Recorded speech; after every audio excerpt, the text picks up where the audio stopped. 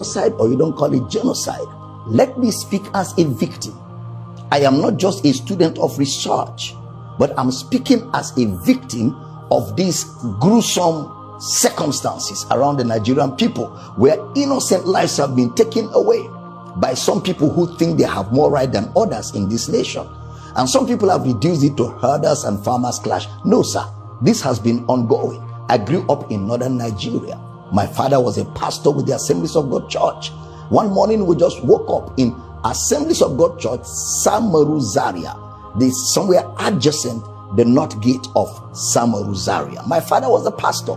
All of a sudden we woke up in the morning, no provocation, nothing. And the next thing we were hearing was people were just running all over our house and the church with machetes and all of that. The next thing was they started pouring petrol all over the building, both the church and the house, because our house was attached to the church. And the next thing was flames. Everything was burned right down to ashes. We narrowly escaped, found a place where we could shelter ourselves in the military barracks. Eventually they brought us back to the lecturers' quarters of ABU Zaria, and we had to camp with a family for weeks and months before we could rebuild and start life all over again. That is long. I'm talking about 1986-87. What about the Metasine situation? Metasine was a sect of the Islamic religion who went around burning and destroying and killing Christians back in the 80s. This is far before there was anything like farmers and herders clash. Then fast forward. What about in the year 2000, where over 2,000 people were killed in Kaduna? Year 2000. What about the over 300 people that were victims of the Miss World in November 2002? All of them, they were not a part of the Miss World. They were just on their own. Something happened somewhere else and they became victims of it. Lives were killed, houses were destroyed, and whenever they are carrying out this charade, they will be shouting Allahu Akbar, Allahu Akbar, and they will carry their matches and carry whatever they have, and they will move in their numbers.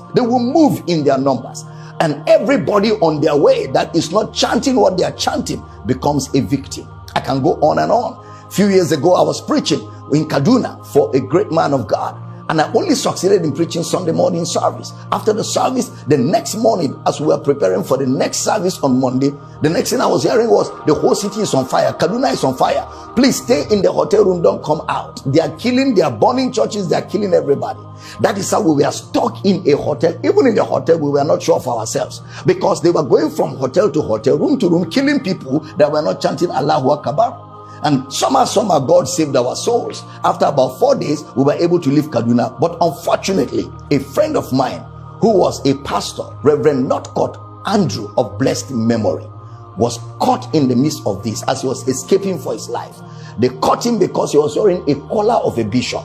They hacked him to death, dug the ground, buried him and put a cross there. It is that little wooden cross that made people know that there was a corpse in that place. And this, my friend, was buried. These are real life situations. So for somebody to just sit down in the comfort of his home, maybe somewhere in the south, and be saying there's no such thing in northern Nigeria, my brother, you've not been a part of it. We've been right in the heart of the fire. I remembered one night, these Muslim boys were all over the place in my school, and they were shouting Allahu Akbar. They were looking for me.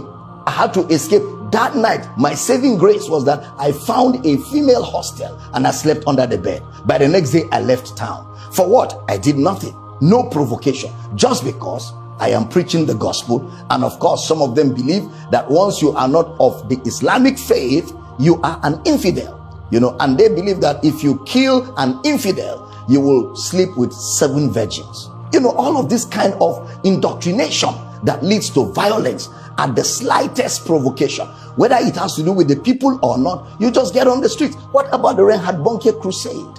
I'm talking about the Reinhard Bonnke crusade in Kano, where people were hacked, macheted, and killed just because a crusade where the gospel of Christ was going to be preached. And that is why I thank God for people like President Donald Trump, who lent his voice to what is going on here. At least, for whatever is what, there's an ongoing conversation all over the world. The matter is no more put under the carpet. And we don't want just conversations. We want some action. And in the midst of all this, it snowballed into the herders and farmers clash. It snowballed into banditry, and everything becomes very complicated. and people are dying by the day. There are people in northern Nigeria, places like Borno State, places like Plateau State, places like Benue State, places like southern Kaduna, where whole villages have been taken over by some of these bandits, by some of these Islamic extremists, by some of these Boko Haram people. They've taken over whole villages, driven the villagers away. And somebody said there is no such thing in Nigeria. Why do we have IDP camps? Why do we have IDP camps when we never had an earthquake? We never had an earth tremor. Why do we have IDP camps when there is no natural disaster? Other than the fact that people are being made victims of what they have no knowledge of. In a secular state like Nigeria, where all religions are permitted to be practiced, this ought not to be allowed. This ought not to be allowed at all. Our government have a duty. Now, when you live in a country like that, where you don't know what becomes of you the next day, you go out, you don't know if you're going to come back. Where you go to church, you're not sure if you're going to come back. When you live in such a country, it's almost as if there's no government. And because the first responsibility of government is security of lives and properties. That's the first responsibility of government, whether at the federal level, at the state level, or at the local government level. Because the population don't have access to arms. But unfortunately, some of these bandits, some of these terrorists, some of these extremists, they are carrying AK-47s, and you wonder where did they get them from. In fact, it's unfortunate that at a point in Nigeria, there was even a local government in Borno State where Boko Haram drove all our Nigerian security forces and put their flag there. It's very unfortunate, and the government of Nigeria need to do something quickly. Otherwise, where this is taking us to, we do not know. This has to come to an end. The ADP camps need to be emptied. Let people go back to their homes. Let people go back to their villages. Let people go back to their farmlands. Let people go back to their habitations, so that they can live normal lives, so they can live the life they are supposed to live on earth. You know, this is very, very important, and this conversation is so critical at this time, and it's critical that I add my voice to it as a victim of this situation in a country like Nigeria. And I'm believing God that the day has come when this menace will surely come to an end. Banditry started under the watch of APC because they were the ones that brought them in. In 1992-93 in Kaduna, a riot broke out which they call the Zango Kataf riot. I was a young boy, very, very young then, and people were killed in scores. If you are not an Afsa person practicing Muslim in Islam, they were killed. Especially if you are from the southern part of Kaduna, the tribes from the southern part of Kaduna, they were massacred. It was called the Zango Kataf riot. And if the next thing they do is to burn churches, kill Christians, and then if they are done with that, then they focus on businesses that is for Igbo people, Igbo owned businesses, and they destroyed it. I grew up knowing that Christians are an endangered species in Nigeria. In the year 2000, when the Sharia riots, how many of you have heard of the Sharia riot? Hundreds of thousands of people were killed in Kaduna. I can remember vividly that we had to defend our house from people. They brought some Fulani boys and they faced our house. They were shooting arrows. They were stoning our zik. They spot our zik, shooting arrows. Even though I was a Muslim then, even though my father was a Muslim then, but because majority of the people in our compound were Christians, so they were willing to destroy every one of us because we were living with Christians.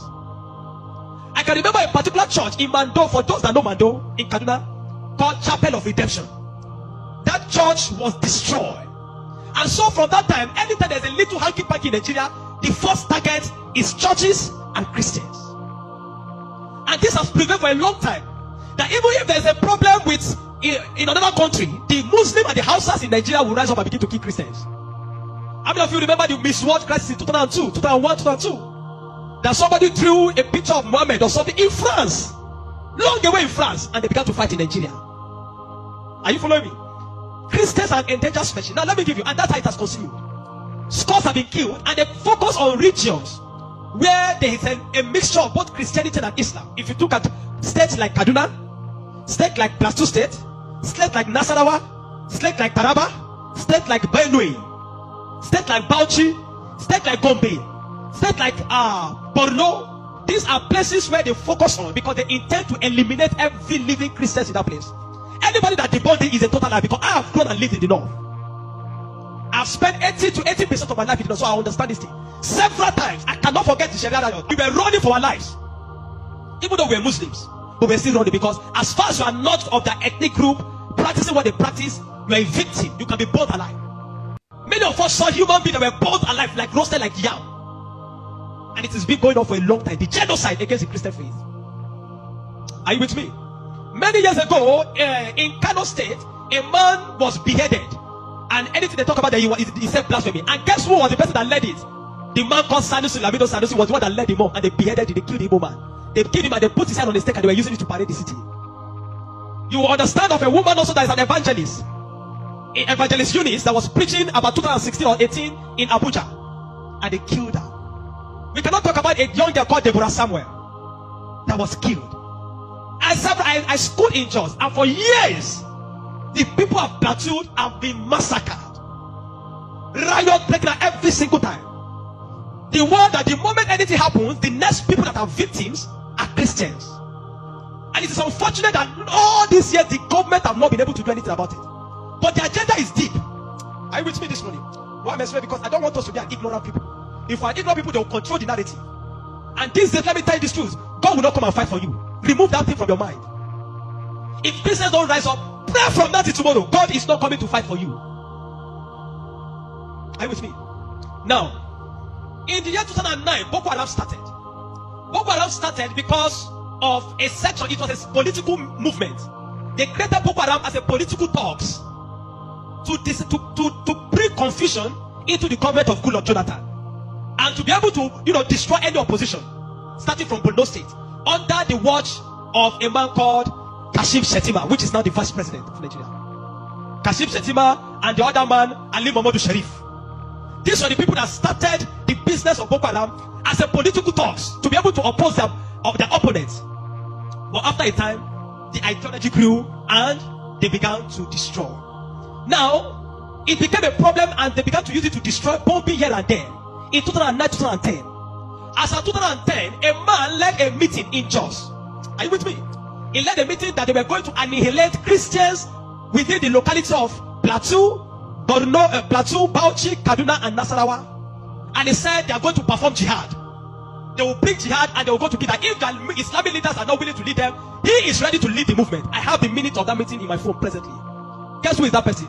Issa Pantami, that was the former minister of communication under Buhari's regime. And several times, these are people that are terrorist sympathizers. And that is why the Nigerian army have not been able to win the war against the terrorism. Because people have, the terrorists have infiltrated the Nigerian ranks, the army ranks, so they cannot win the war. That said, Osama bin Laden was a better Muslim than he is. He was sad when Osama bin Laden was killed. And he has said it several times that Boko Haram should not be killed. He said they are their Muslim brothers. How do you win a war against terrorism when there are people high in government that are sympathizers to terrorism? How do you win that war? Now, there are 4 categories of insecurity or people that are causing insecurity. Number 1, you have Boko Haram. Number 2, you have bandits. Number 3, you have Fulani herdsmen. Now I'm going to show you how they are connected. Many people don't know. The Boko Haram and the Fulani herdsmen have one mission. The mission is simple: Islamize Nigeria. Come to a territory that is Christian dominated, kill everybody there, occupy their land. Go to Benue, look for a community, kill them there, occupy their land. That's always me. Boko Haram and the Fulani herdsmen. Have you noticed that Fulani herdsmen they don't kidnap, they kill? There's hardly a place you hear that Fulani herdsmen capture that they say these are Fulani herdsmen. No, when they go, they kill. How do they kill? They kill with guns. You must now ask yourself, how does a Fulani man get AK-47? Do you know the cost of one AK-47? One AK-47 is over $1,000 something. Where will a Fulani man be able to obtain to be able to get one AK-47? Are you with me? And now, so you will know that there are people that are sponsoring this movement. Then the Boko Haram and the Fulani, they go about Christian-dominated areas. You will understand that when this terrorism started in Nigeria, that only people that were killed were Christian churches. You will not hear that they kill anyone. It is Christians and churches. I remember in Kaduna then that churches began to look for security men to guide their churches in every service day. Otherwise, you can be in church and then the next is boom, everybody dies. And churches that don't have money to hire soldiers began to use some of their members. I was a member of the security team in my church in Deeper Life in Kaduna in 2010. Because we don't stay in the church. Once I come to the church in the morning, we stay outside, moving around patrolling, because anybody can come and drop anything. So when Boko Haram started, the majority of Muslims, the Hausa, Northern Muslims, they were happy. I know of people that were celebrating it. If you see them crying today, I'll tell you why. At the initial beginning of this thing, they were happy celebrating the killings of Christians. They said they are purging Nigeria of army. It was majorly on Christians and Christian-dominated areas. But when it comes to 2014, the man Buhari and APC that wanted to overthrow the government of Jonathan, by all means, decided to employ mercenaries from Niger, from Chad, from all those Fulani, from other African nations where they're Fulani, and they brought them into Nigeria. What was the goal? The goal was that if Jonathan does not concede defeat in the election, they were going to rain hell on Nigeria. So they brought in these mercenaries and they equipped them with rifles, the El-Rufais, the Buharis. Are you with me? The El-Rufais, the Buharis. Every one of these people called APC, they brought in mercenaries and armed them in the bushes and told them to wait. The moment Jonathan did not concede defeat in the election, they were going to start. But unfortunately for them, Goodluck knew of the assignment. He got intel about it because the man said his ambition does not worth the blood of millions. So the man conceded defeat and left. And so they declared APC winner. Now, you have already brought people from different parts to come and fight. But what they wanted to come and fight for did not achieve anymore. So now they left those people in the bush. They left them with guns and ammunition in the bush. And when Buhari became the president, he abandoned them. Instead of them to settle them and let them go back, they abandoned them. And the people saw Nigeria as a place that is good. And the people decided to remain in Nigeria. Those are the people that started bandits. Before, we don't have anything like bandits. Banditry started under the watch of APC, under Buhari, because they were the ones that brought them in. Kidnapping, because they needed to survive. So they started by kidnapping. And they started by kidnapping. And they started by kidnapping. And they started by kidnapping. Over time, now, you understand that there are certain parts of this nation where there are mineral resources. Don't be an ignorant Christian. Follow me. Don't be an ignorant Christian. Don't be in a nation where you don't have understanding of what is happening. Now, there are some parts of Nigeria where there are good resources. And this is have been illegally mined by elites, the military generals, the oligarchs, the people that are the leadership of the North. They were mining these resources, and the money does not go into the federal government account. So what they do is that they employ the services of this banditry to create two things. Number one, to create diversion. So when you go to Zamfara, that's why you hear that they say there is killing in Zamfara now. It's because of the illegal gold mine. There is gold in Zamfara that they are mining. And so these bandits that are already in the bush, some people collaborate with them, partnered with them, and told them to keep creating confusion, create chaos. When you keep creating chaos, the Nigerian state and the people of Nigeria will not be able to focus on the illegal mining. They'll be concerned about the insecurity. So the insecurity is created as a means of diversion in the north. Are you following me? It is created as a means of diverting the attention of the military and the Nigerian populace from being able to focus on the illegal mining of resources. And any part of the north where there is resource, you find out that insecurity there. Recently, it has started in Kwara because there's a great amount of lithium in Kwara too that they have discovered and they're mining. So they partner with the Chinese because the people that does this illegal mining are the Chinese. They partner with the Chinese to be able to. So the bandits became the security men of Chinese and all those people to protect them. So that while they are mining, they can begin to cause chaos. Because while the people are mining and they are causing chaos, kidnapping, nobody will be able to focus on what the Chinese are doing and those illegal mining. Every single day to this moment, I'm telling you, they are mining in those places. And they will take it to an airfield in the bush and fly it out of Nigeria. They are making billions of dollars from it every day while people are being killed. That is why you now hear that Muslims are saying that they are killing Muslims too. What you have, it is what Buhari created. The APC-led administration created, the banditry they created is what is affecting the north now. Because the people they brought to come and kill Nigeria in 2015 did not succeed because Goodluck relinquished power to them. And now the people have become dogs, they have become tools to be used in the hand of men that are using them to secure their illegal gold mines. And that's why you kill them. That's why you hear that they say they are killing Muslims. Now, the Christian persecution and genocide has been there. So you find that the other part, the Muslim and the Fulani men keep going around killing in all those parts. And the Christians and the churches have been silent for too long. This evil has prevailed in Nigeria because the righteous men have been too quiet. If we're ever going to win against insecurity in Nigeria, Nigeria must put two things Nigeria must do. Number one, Sharia law must be completely abolished in Nigeria. Because Nigeria is not an Islamic state. Why will Nigeria, some part of Nigeria, be practicing Sharia? The law guiding them in constitutional law that believe that if somebody deserves to die because he speaks against his God. Can an Hausa man insult Jesus and I kill him for insulting Jesus? But somebody believes when you speak against Muhammad, you deserve to die. How do you live in a country with somebody that has that kind of mentality? The military have become complicit. They are compromised. Nigerian military cannot win this war. 20 years from today, I'm telling you, 20 years from today, this thing of insecurity will not end because there are people that are enjoying it, benefiting from it, and reaping from it. If Nigeria want to win this war, partner with America. Let them come and military. I'm not sure I've seen that in Kano yesterday, some people were protesting that they don't want America to come. Because they believe what they have been told is that if America is coming to kill Muslims, and the man said he wants to come and kill terrorists, but they are protesting. Anybody that is negotiating, people like Ahmed Gumi, Sheikh Gumi should be locked away. A terrorist sympathizer is a terrorist. A man that believes that you are not supposed to kill a terrorist is himself a terrorist. A man that believes that we should go and negotiate. How do you go and negotiate with terrorists? Because you see, terrorists are not just criminals. They are working with the wrong ideology. A man that believes that killing himself, he has nothing to lose. How do you negotiate with a man that believes that killing himself is going to meet their God in heaven to collect 72 virgins? How do you negotiate with such a person? A man like Sheikh Gumi should be locked away. A man like Ali Muhammad Buhari should be arrested. You want to win against terrorism, you must go brutal. No nation win against terrorism by pampering them. The custom is taking rice, seizing rice from Nigeria and taking it to terrorists in the bush that they need to take care of them because they are human beings. No. The moment you have become a terrorist, that you see that taking the life of your fellow human being is nothing, is to please a God, then you don't deserve to live. Children of God, I'm not going to ask you to pray because this is not a period of prayer. This is a period of action. Reverend Dr. Ezekiel from Jos, the man that have been speaking, have paid attention. Not for what have they invited the man for interview because they don't want to give the man any airtime.